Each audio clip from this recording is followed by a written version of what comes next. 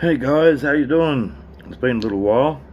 I thought I'd make a video. I've been watching a lot of videos about the whole racial divide and, Black Lives Matter and, all this sort of race wars stuff. So this is going to be about racial profiling. Now I'm going to explain something.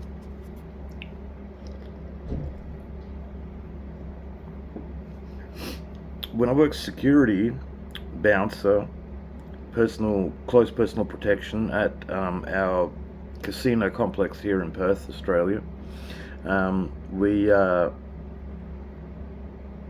literally taught to profile and actually to racially profile. That was part of our training.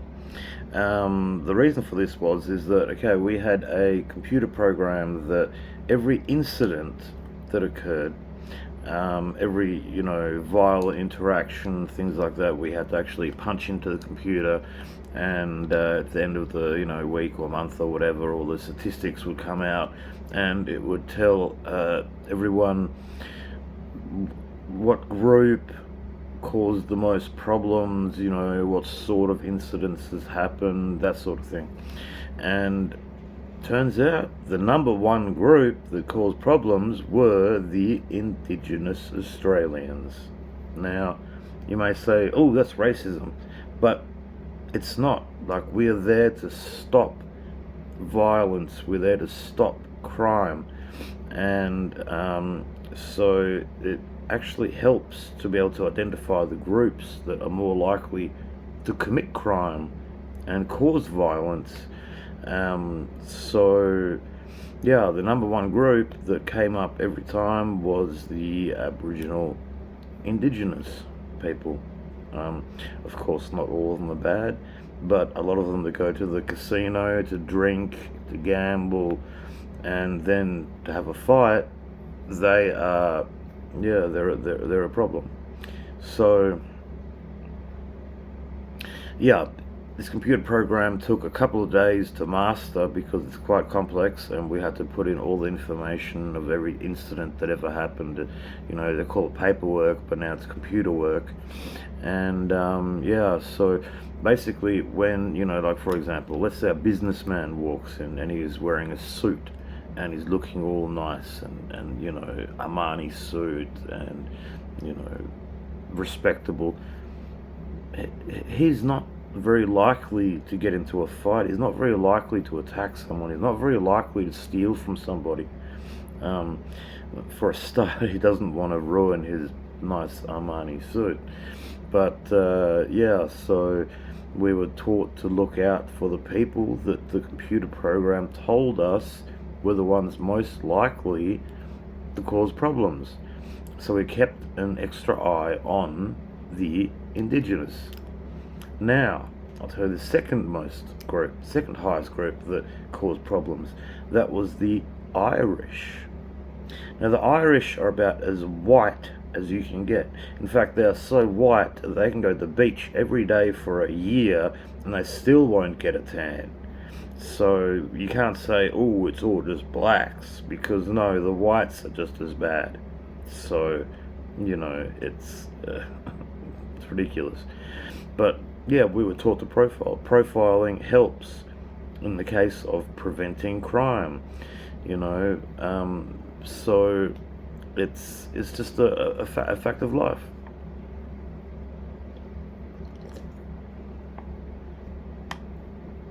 We can't treat everybody the same because everybody doesn't act the same. But what can we do? We only do our best to prevent crime and to prevent assaults, to prevent theft, and yeah, certain groups are at the forefront and cause more trouble than other groups, and we are trained to, okay, not to attack those groups preemptively, but to watch them, notice the signs of when they're getting aggressive, and be able to stop the violence before it actually occurs. That's the point of profiling, to stop the violence before it occurs.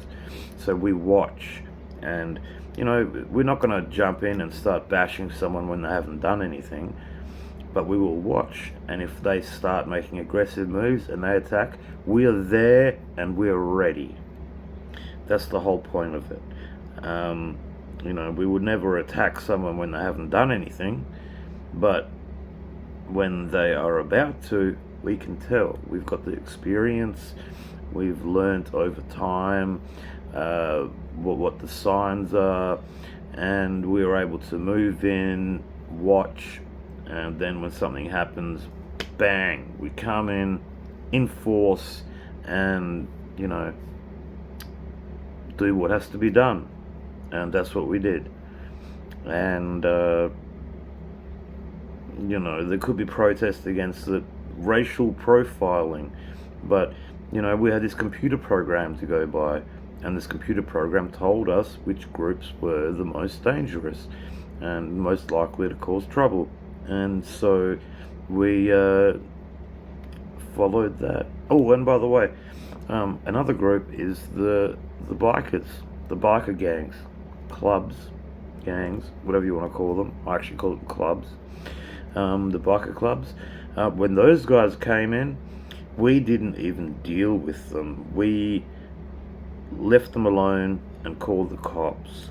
And the cops came and dealt with them because, we don't want our lives and our families' lives in danger, because these guys are dangerous guys. So, and I'll tell you what, the biker gangs are pretty much exclusively white. So, you can't say that it's all just black people that are the problem, because the group that is the most profiled are bikers. When we see a 1%er tattoo or a biker ring or something like that, then we know, okay, look, this is a biker. We need to call the cops and have them removed because they weren't allowed on the premises. So just a bit of an insight on profiling, how it works, why it works, and people who say that you shouldn't profile, well, that's how we stop crime, by profiling. And like I said, the businessman in the Armani suit is going to be much less likely to cause a crime than the indigenous young guy who is wearing tracksuit pants and an old t-shirt and is basically there to steal and rob and assault. And so yeah, it's you can call me racist, but it wasn't even me. It was the training that we actually got by professionals when we worked at the complex.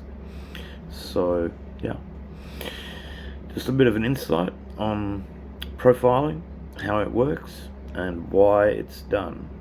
And I know some of you don't agree with profiling. I think everyone should be treated the same. And like I said, we treat everyone the same until they start acting up.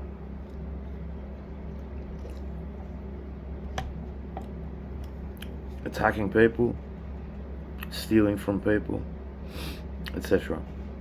So, there you go. Bit of an insight. So I haven't made a video in a while. It's I've had a lot of things going on, and remember, check your six and take care of yourself. Have a good day.